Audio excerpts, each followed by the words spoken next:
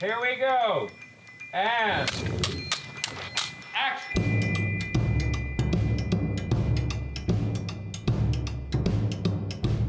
Asteroid City, we wanted a slightly exaggerated desert to set a play.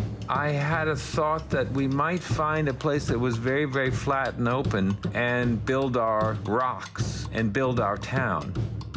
The place where we filmed, Chinchon, about an hour from Madrid. Well, if you want flat land and you decide you want to shoot in Europe, I think you'll soon find yourself in Spain. Quite a perfect spot for us to do this, and with the right amount of room. Another 10 paces forward, Sandy.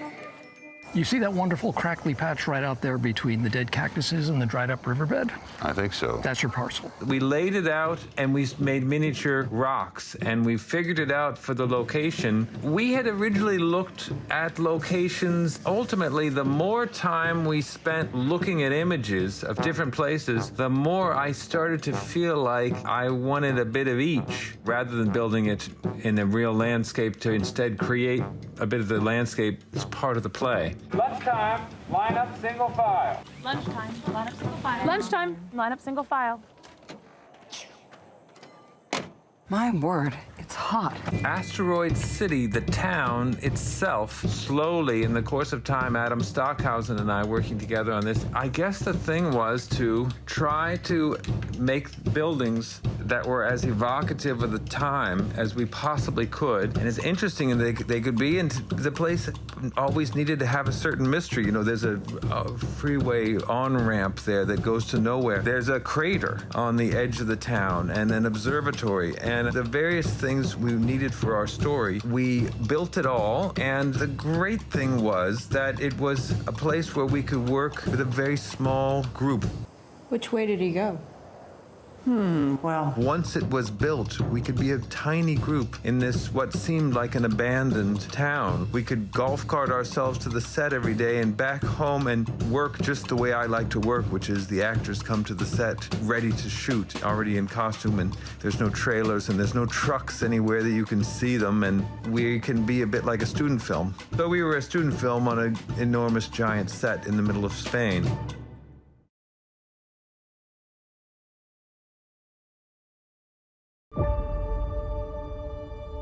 We came to Rome to shoot a chase scene, something with a lot more ambition and unpredictability that we haven't had in previous chases. We'll be screaming through the streets of Rome, motorcycles, cars. Everything that we shot is completely practical. We're doing it right. It all comes down to one thing. How do we involve the audience? I just want to give them that thrill. We let the city tell us the kind of chase it was going to be. Traffic in the city is notorious, and the cobblestone streets make all of the driving unpredictable. Best part is Tom and Haley, they're handcuffed together. People are chasing us. Yes, they are. You're driving. Tom had to drive one-handed cuffed, for real. No cheating it. The key is, don't crash.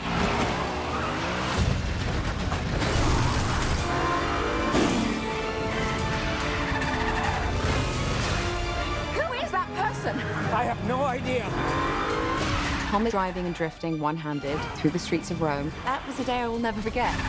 Trying to do drifts every time you think you're going in one direction. It's the cobblestones on the street say, no, you're not, you're going this way. You gotta get rid of this car. Tom and Haley ditched the car for one of their IMF vehicles. Suddenly, this tiny little Fiat 500 comes out of nowhere. We built this Fiat 500 so that it would be faster.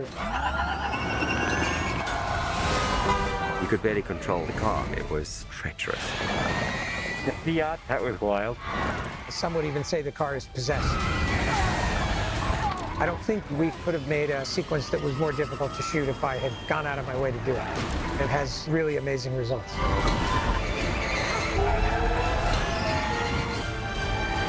Would be impossible without this crew and an actor like Tom. Looks like we lost them.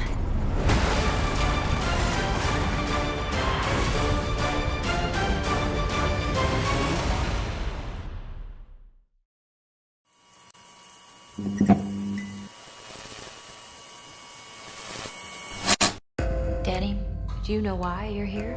I have these blank spots. Sometimes I think that night marked me. Everything that came afterwards.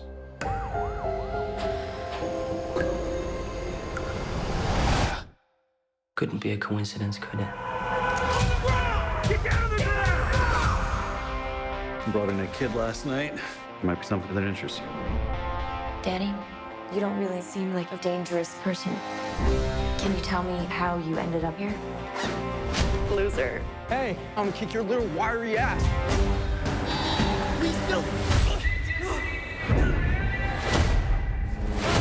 Hi, Tom. How are you? I'm good, thank you, Greg. How are you? Good. Good to see you again. Good to see you too. Just got to say, I mean, like I've been telling everybody, this has been such a gripping series where you just want to watch it, you know, episode after episode after episode. Fantastic. And here you are, you're one of the stars and also executive producer. First, talk a little bit about that. What made you want to bring this, you know, to the screen, the television screen? I just think that Akiva had a really, really ambitious idea, something that was very unique. I think this show is kind of the perfect balance of being very nostalgic towards, you know, New York in the 70s and the types of shows that were coming out at that time. And then also, you know, this new age era of TV. I think it kind of is the perfect balance of both. I think it's very unique, incredibly ambitious. And for me, it's kind of everything I could ever look for. I was really moved by the parallel journeys of mother and son in this story and the coping mechanisms and survival skills that they have learned. I can't say too much more than that, right. but I found it quite moving and thought-provoking. Well, I never got the full script in the beginning. Mm-hmm. So it was kind of me also being like, what's going to happen? Like, what does this all mean? Where does it tie in? And I think Akiva is truly like an incredible writer. And I love when people are writing through their own experiences, but also like so many other people's, and then bringing it together into one story, or I guess a couple multiple stories. But I was just so excited to be a part of this. Someone had mentioned earlier today that they had all these questions and then I would ask them. And they were so glad that Raya was channeling, or you're channeling her. Like she is the entry point into it, and that's fun to play. But there were times when I had to be a little bit ahead of the audience, or times where I had to be with the audience and staying on track of how much to give away, and also how much does Raya know in this moment? Does she doesn't know that yet, right? And it was just it was hard to keep track of sometimes, and we had Akiva on set to help guide us, and our directors were incredible at keeping that theme and pulling that thread through all 10 episodes. It was just really fun. It was really surprising in a lot of ways too, because it's the dark subject matter and the heavy subject matter, but it was a lot of fun as well for me.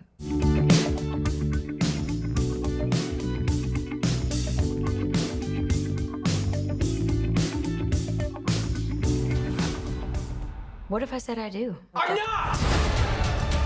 Danny, I'm trying to help you. I didn't shoot anybody. His best interest is to plead guilty. They're all in this together. If I'm right, Danny may be innocent. What are you not telling me? What are you not telling yourself? Did you see him run? Did you see him run?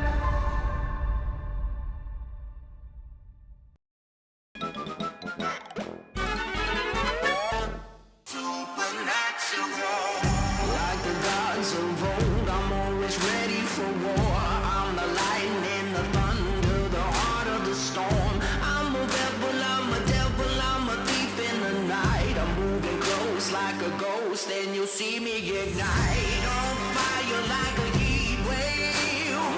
'Cause my powers are supernatural.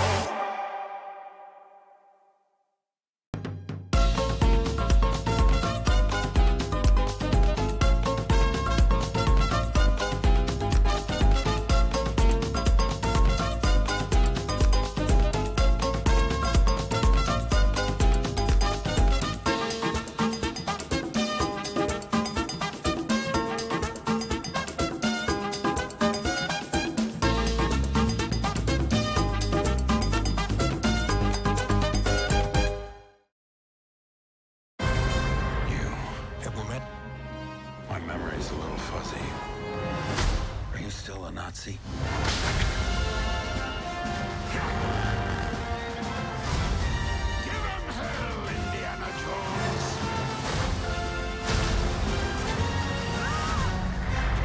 What are you doing here? Let's get you!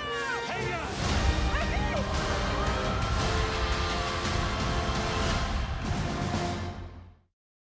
People ask me all the time, what is secret cinema?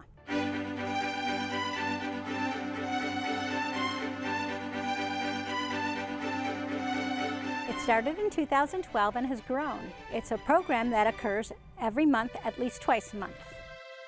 It's a classic film series, but the twist is you won't know what the movie is until the lights go down.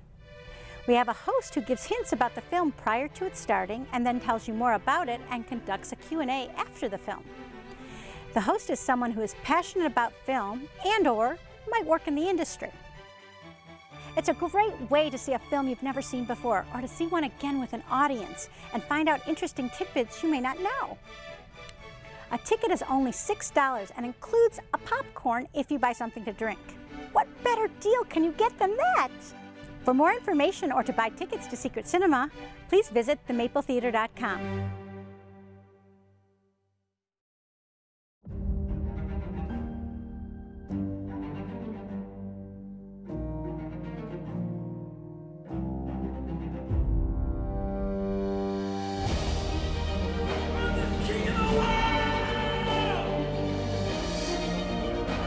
Nobody puts baby in a corner.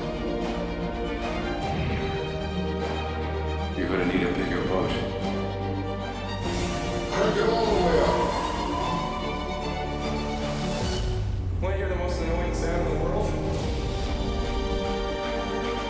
Gotta run! Gotta pay for the go! You're a wizard, Harry. We'll always be with you.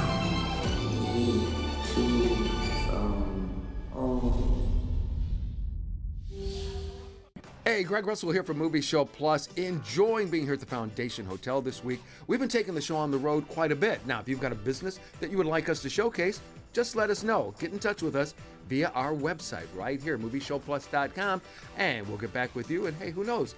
You might be the next movie star right here on Movie Show Plus.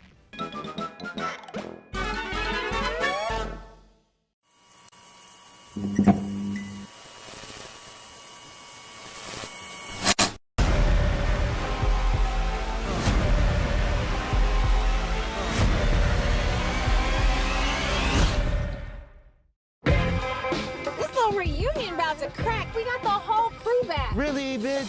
A cabin in the woods? Now let's get it all in perspective for all y'all enjoyment. You still a slave to the white man? Y'all gonna start calling my wife the white man, all right? Newness, here's the anthem. Put your hands up that you shoot with. Count your What loot we with. do on Juneteenth. Oh, hell no. Where are you going? Look for the fuse box. What kind of house is this? No, thank you. The blackening? Whoa! Jim Crow Monopoly. Shit probably runs on racism. How are you both? We're great. Good, thank you. Good to see ya. And funny movie, and as some of the actors and I have been talking about, very interactive, as you can imagine. As planned. Yes. Well, the plan was a success. Good. Because you didn't know whether to turn around and say, will you be quiet, or it's just, I'm laughing along with you. We encourage it. We encourage it. Right, because they weren't going to listen anyway. Yeah, no. No. But just to start with you, Tracy, one of the writers of this, talk a little bit about where this story came from. I mean, just getting a group of folks into the cabin in the woods. Yeah, well, Dwayne had this short that I just loved, and it made me laugh, and it was really smart and funny. And then we got together once he agreed to let me, co-write this into a movie with him. And we were like, oh, what do we do now?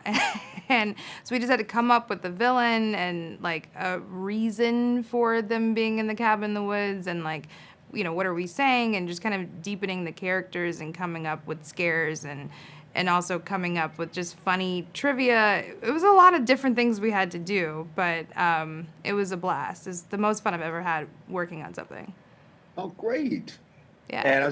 And Tim, for you, having to put the blend together, the humor as well as the scary part, it all worked out well because, like, right, I mean, we're all laughing at certain things, but other parts are just kind of going, damn, oh, wow. Well, that's what was important is one of the things that the script did for me was just kept the stakes real. And I knew by that, and and I tried to do that with the environments and the way it was shot. We never shot it as a comedy or anything like that. We just wanted to make sure when this group of friends is in this particular situation that you believe that something could actually happen. And then of course it allowed us to be funny when we wanted to, just because when that was juxtaposed the lights being low or their environment being for real, you could just have more fun with it. And we just found like a tonal, just a kind of a tonal space that we were very comfortable in.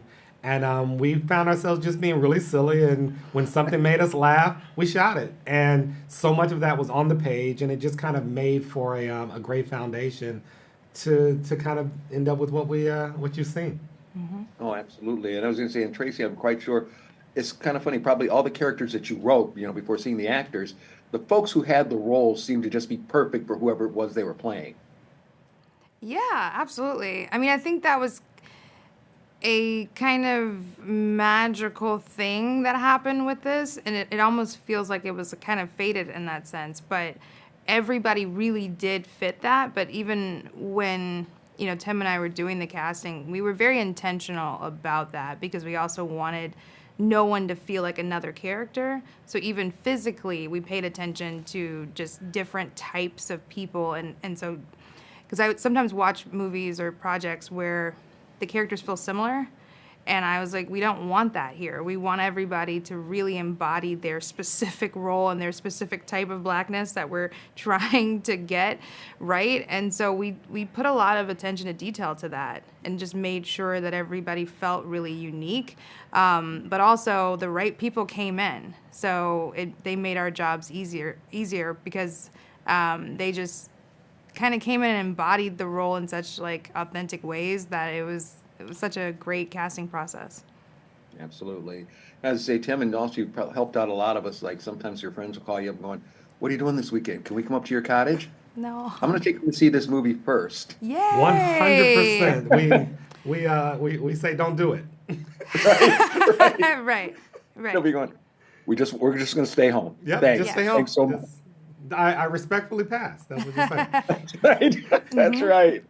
I just want to thank you both so very, very much for your time. Really enjoyed it. We'll make sure, I know Detroiters are going to love this all the way around. Woo-hoo. So thanks so much. Thank you. This will not be in the interview. But the best part is when it's revealed, who the person was, it was like perfect. Oh, good. That's so good to hear. Yay. I mean, that was kind of like one you didn't see coming. So it was love like, it. Good. Great. Thank you. Thank you.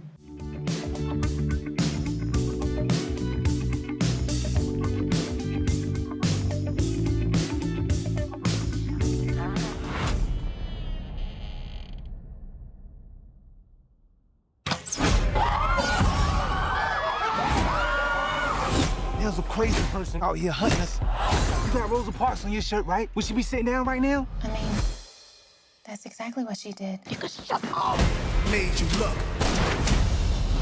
Made you look. Why black women gotta save everyone all the damn time?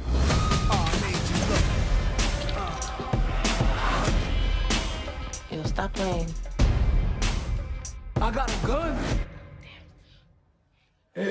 That's too DMX. What are you doing?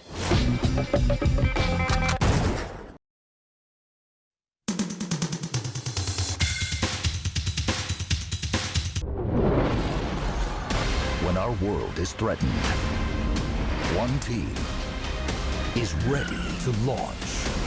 Did he say lunch? No, I said launch. The meteor's heading straight for us!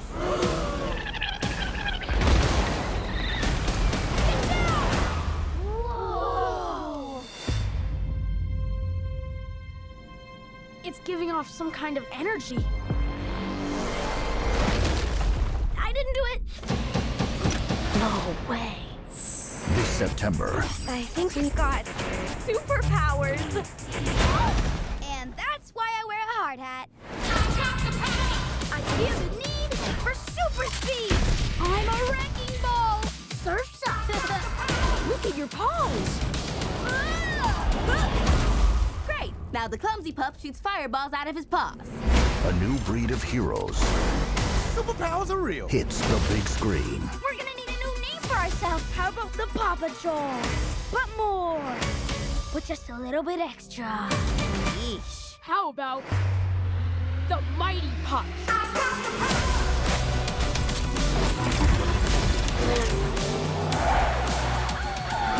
Those should be my superpowers. Coming in hot. I'm gonna take them one by one.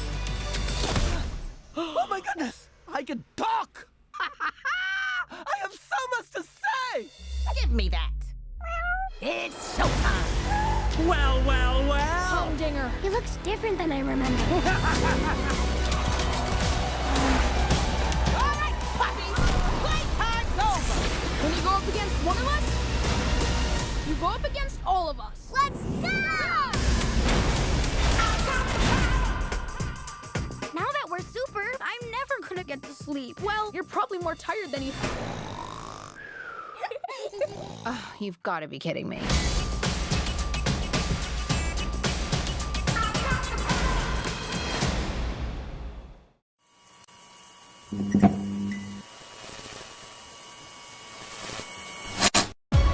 What if what we see is not what's out there?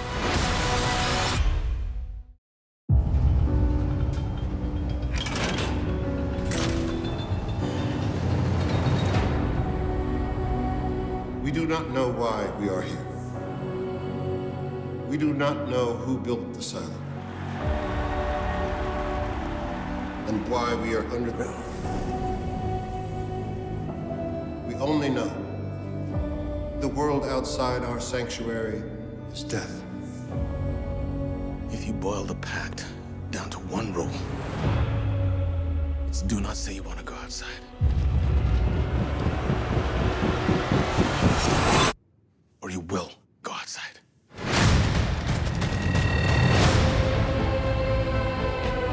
Don't you ever think about the world beyond the silo?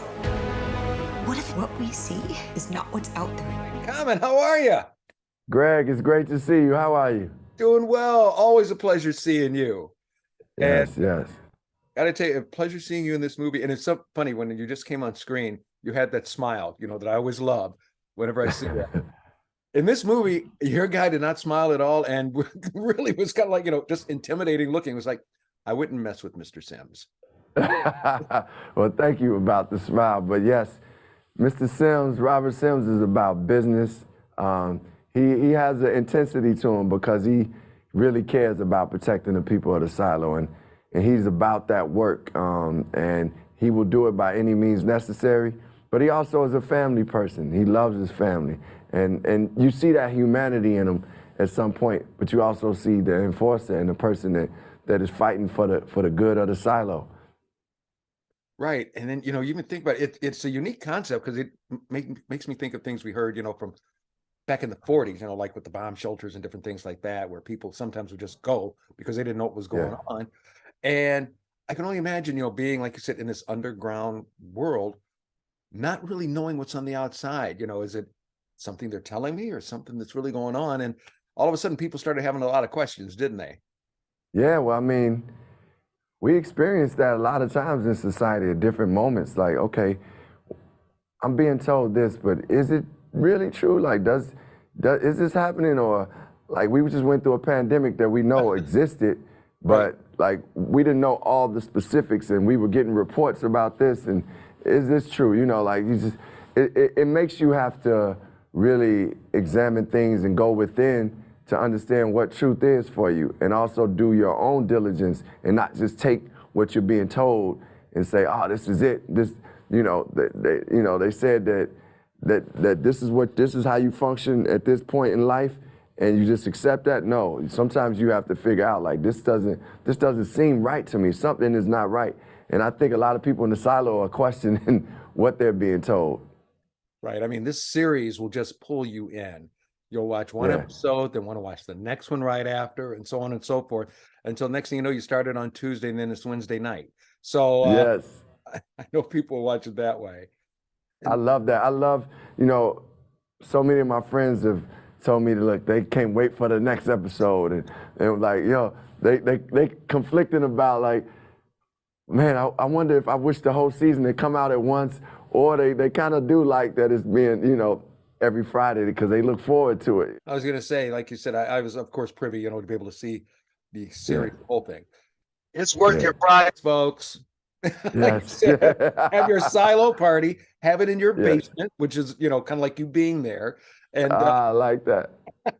And enjoy. Yeah, that's enjoy. It's something that it's really, at the end of the day, Greg, it's entertainment. I can say all the things that it makes you reflect on and think about, but it's really just more entertaining and great storytelling. Those other layers are just things that I think entertainment can have and should have at times, where it does make you reflect on life and think about, well, who am I and where am I at in society and what is truth, you know? Nope, you're absolutely right. So I know Detroiters are going to love it. Always a pleasure seeing you. And you know I got to call Ma Dukes and let her know I talked to her man, her favorite guy, you. So yes, I love Ma Duke. Shout out to Ma Duke. Shout out to my people in the D. I love y'all in Detroit. Hope to see y'all soon. Thank you, Greg, for everything. Oh, you got it. And we love you too, and love you too, brother. Take care.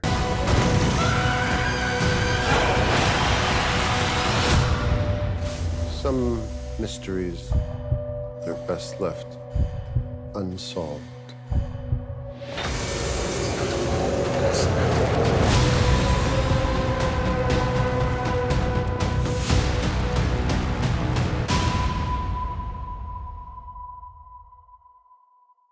Check out MovieShowPlus.com to watch this episode online, and for exclusive content, extended interviews with Greg Russell, and a complete archive of movie reviews with Tom Santilli. Also, make sure to like and follow us on social media and on our Movie Show Plus YouTube channel.